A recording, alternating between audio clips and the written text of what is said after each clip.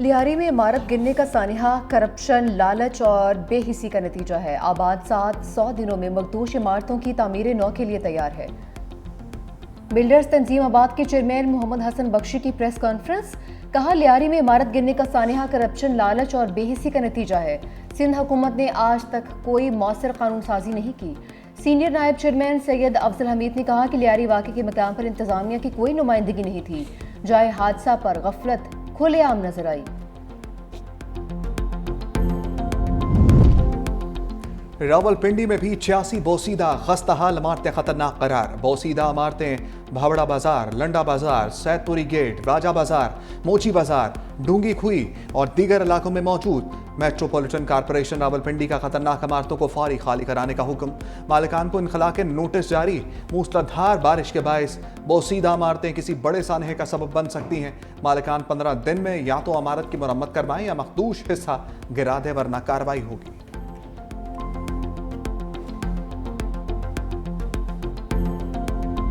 कराची में मखदूश इमारतों के खिलाफ क्रैकडाउन जारी। 51 मखदूश इमारतों में से 11 को खाली करा दिया गया। लियारी में गिरने वाली बिल्डिंग के साथ वाली इमारत का मलबा भी गिरने लगा। इलाके में खौफ की फजा बरकरार। ली मार्केट में भी इमारत लरजने लगी। रिहायशी सामान समेट कर वहां से निकल गए। इब्तदाई तखमीने के मुताबिक मखदूश इमारतों में 450 अफराद मुकीम हैं। जिला इंतजामिया की मदद से अब तक 6 इमारतों की तोड़ फोड़ शुरू की जा चुकी। दूसरी जानब लियारी में 5 मंजिला इमारत गिरने से कुछ मिनट पहले की वीडियो सामने आ गई। पिलर्स के टूटने के कुछ देर बाद 5 मंजिला इमारत जमीन बोस हो गई। गैराज में मौजूद लोग बाहर निकले। इमारत में से कुछ लोग ही बाहर निकलने में कामयाब हुए।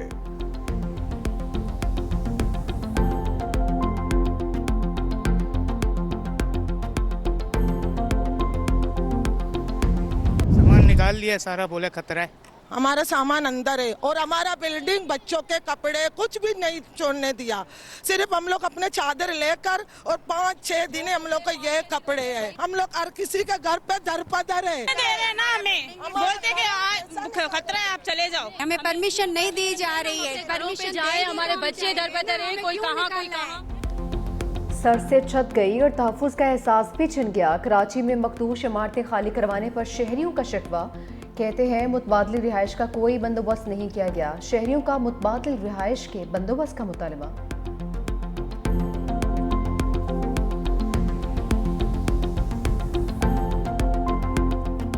51 ऐसी इमारतें हैं जो कि बहुत ही संगीन सूरत हाल है। उसमें से जो 11 कोई इमारतें वो खाली करवा ली गई हैं। अब इसमें हर शख्स को हुकूमत जगह फराहम करे। मैंने कहा जैसा 740 इमारतें हैं तो 740 इमारतों में से चीफ मिनिस्टर साहब ने ये फैसला किया है कि जो चंद जगहें अवेलेबल हैं हुकूमत के पास, उनमें से जो जरूरतमंद होंगे, हम समझते हैं कि जिनके पास कोई और शेल्टर नहीं है, तो गवर्नमेंट कंसीडर करिए कि उनको कोई ना कोई अल्टरनेट फराहम किया जाए।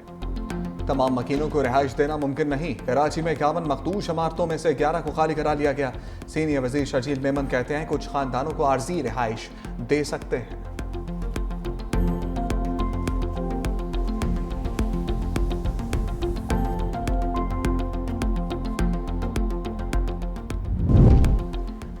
कराची के इलाके डिफेंस में फ्लैट से अदाकारा हुमैरा असगर की लाश बरामद। पुलिस के मुताबिक अदाकारा घर में 7 साल से अकेली रहती थी। किराया ना देने पर फ्लैट के मालिक ने अदाकारा पर केस कर रखा था। अदालती बैरफ घर खाली करवाने पहुंचा, दरवाजा तोड़ा तो सामने लाश पड़ी थी। लाश 15 से 20 दिन पुरानी थी। पोस्टमार्टम के लिए भिजवा दी गई।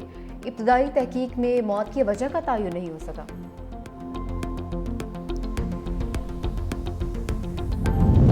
फैसलाबाद के इलाके सरहाली में साइबर क्राइम की कार्रवाई। साबिक चेयरमैन फेस्को के डेरे से 70 गैर मुल्की बाशिंदों समेत 100 से ज्यादा अफराद हिरासत में ले लिए।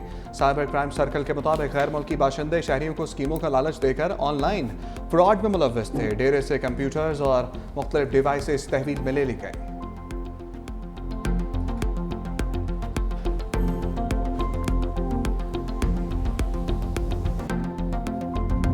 लाहौर समेत पंजाब के मुख्तलिफ इलाकों में गरज चमक के साथ बारिश। लेस्को के मुताबिक फीडर स्ट्रिप कर गए। कई इलाकों में बिजली गायब।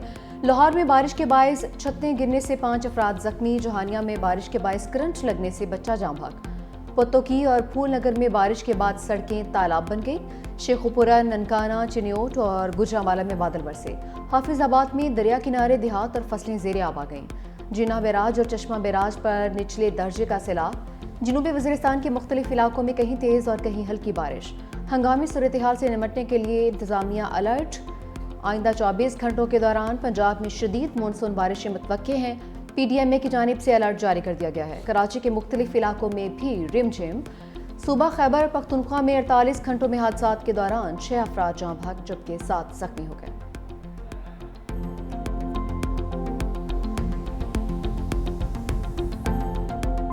जो है इन्वेंट हो गया और उसके पीछे एक एस्टेब्लिशमेंट थी जिसमें जुडिशियल एस्टेब्लिशमेंट और मिलिट्री एस्टेब्लिशमेंट ने मिलकर मियां नवाज शरीफ को घर भेज दिया, उनके खिलाफ केस बनाए, उनको कैद कर। ये मिलिट्री एस्टेब्लिशमेंट और सिविलियन एस्टेब्लिशमेंट इस मुल्क को जो है मिलके इस सारे बहरान से बाहर निकाल रही हैं, जहां पे सारी चीजें मफकूद हों, जो नॉन एग्जिस्टेंट हों। आप कहते हैं मियां नवाज शरीफ इंटरवीन करें, बस बताएं ना, जरूर हो, लेकिन कहीं पे किसके साथ इंटरवीन करें? इन लोगों के साथ।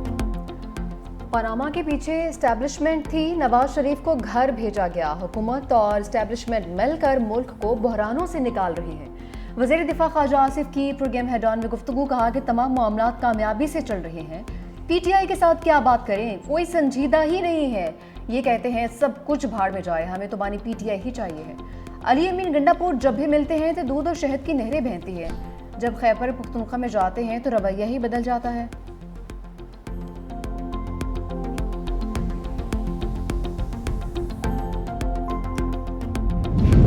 बानी PTI और बुशरा बीबी की 190 मिलियन पाउंड केस की जल्द समाअत की दरखास्तें इस्लामाबाद हाईकोर्ट में दायर। बानी से बहनों अलीमा खान और नौरीन न्याजी की मुलाकात। अलीमा खान ने मीडिया से गुफ्तगू में कहा, बानी ने हुकूमत मुखालिफ तहरीक के लिए 5 अगस्त की तारीख दे दी। 5 अगस्त को बानी को जेल में 2 साल हो जाएंगे। बानी जेल से एहतजाज लीड करेंगे। नवाज शरीफ को तो घर वाले नहीं पूछते, तो बानी से मिलकर क्या करेंगे? नौरीन न्याजी ने कहा, बानी के साथ वो कुछ हो रहा है जो किसी कैदी के साथ नहीं होता।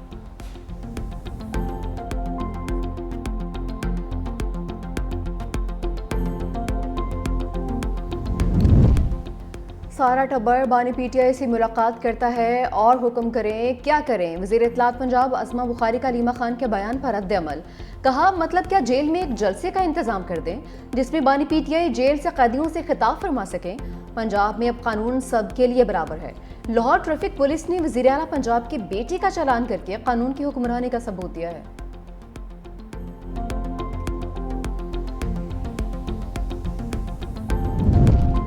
बैरिस्टर गौहर खान, सलमान सफदर और जहीर अब्बास चौधरी की भी बानी से मुलाकात। चेयरमैन PTI बैरिस्टर गौहर कहते हैं, हमने मुज़ाकरात से कभी राह फरार इख्तियार नहीं की।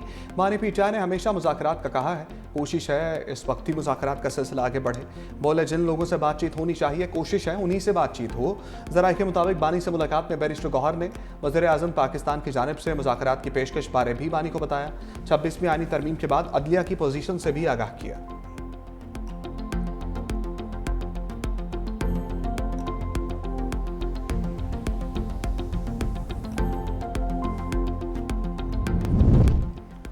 पेशावर हाई कोर्ट ने इलेक्शन कमीशन के खवातीन और अक़लियत से मुतालिक दोनों एलामिये कलअदम करार दे दिए। मुस्लिम लीग नून की जानिब से मखसूस नशिस्तों से मुतालिक दायर दरख्वास्त पर महफूज फैसला जारी कर दिया। अदालत ने हुक्म दिया कि इलेक्शन कमीशन अक़लियत और खवातीन से मुतालिक दोबारा सीटों की एलोकेशन करे। 10 दिन के अंदर तमाम उम्मीदवारों और सियासी जमातों को सुने। इलेक्शन कमीशन के फैसले तक मखसूस सीटों पर हल्फ ना लिया जाए। दूसरी जानिब KP से कौमी असम्बली की खवातीन की 2 मखसूस खाली सीटों के लिए शेड्यूल जारी। कागजात नामजदगी जमा करवाने का सिलसिला कल से शुरू होगा, जो 10 जुलाई तक जारी रहेगा। 24 जुलाई को उम्मीदवारों की हतमी फहरिस्त जारी की जाएगी।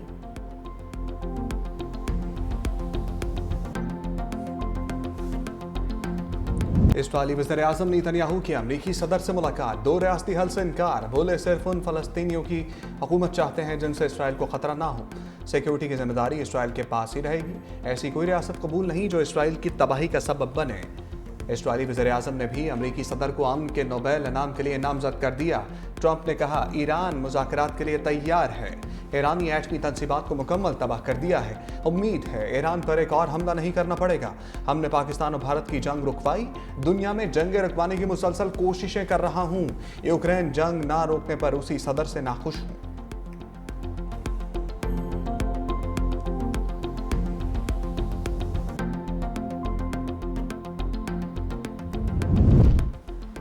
नेतन्याहू की ट्रंप से मुलाकात धोखा और सब पहले से तयशुदा है। इसराइल ने दोबारा हमला करने का मंसूबा बना रखा है। ईरानी फौज हाई अलर्ट। ईरानी टीवी का इस हवाले से कहना है कि सदर ट्रंप दोबारा हमले के मामले पर इसराइल के साथ हैं। ईरानी फौज के तर्जुमान कहते हैं इसराइल ने हमला किया तो जवाबी कार्रवाई पहले से ज्यादा सख्त होगी।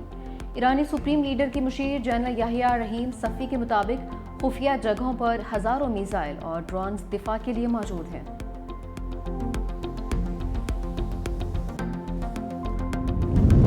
गाजा में इसराइली बर्बरियत जारी। 24 घंटों में 49 फलस्तीनी शहीद। इमदाद लेने के लिए खड़े 8 फलस्तीनी भी शामिल। शुमाली गजा में रात गए फलस्तीनी मुजामतकारों का इसराइली फौज पर हमला।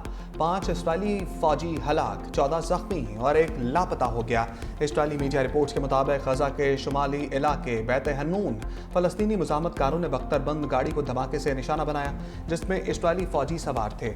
इसराइली रेस्क्यू फोर्स के पहुंचने पर इसे भी निशाना बनाया गया।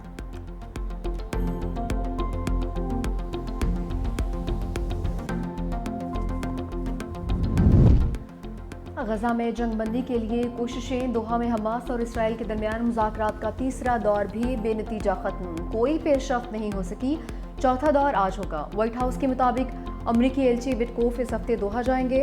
इसराइली वज़ीर दिफा इसराइल कार्ड्स का कहना है कि हमास के साथ 60 रोज़ा जंगबंदी हो जाएगी। 75% गजा खाली कर देंगे। हमास के साथ जंगबंदी में 10 जिंदा यरगमालियों की रिहाई यकीनी बनाई जाएगी और मुर्दा असीरों की बॉडीज भी वापस लेंगे।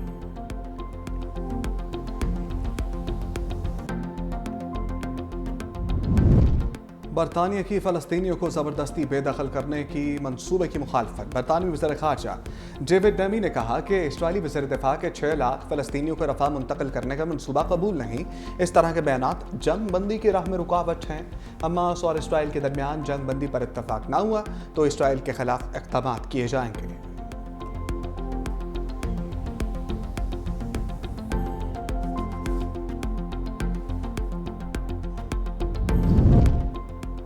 ईरानी वज़ीर ख़ारजा अब्बास इराक़ची की सऊदी अरब आमद। मक्का मुकरमा में सऊदी वज़ीर ख़ारजा फैसल बिन फरहान से मुलाकात। खित्ते की ताज़ा तरीन सूरत हाल और अमन अमान के लिए की जाने वाली कोशिशों पर तबादला ख्याल। मुलाकात में इसराइल के ईरान पर किए गए हमलों पर भी बातचीत की गई।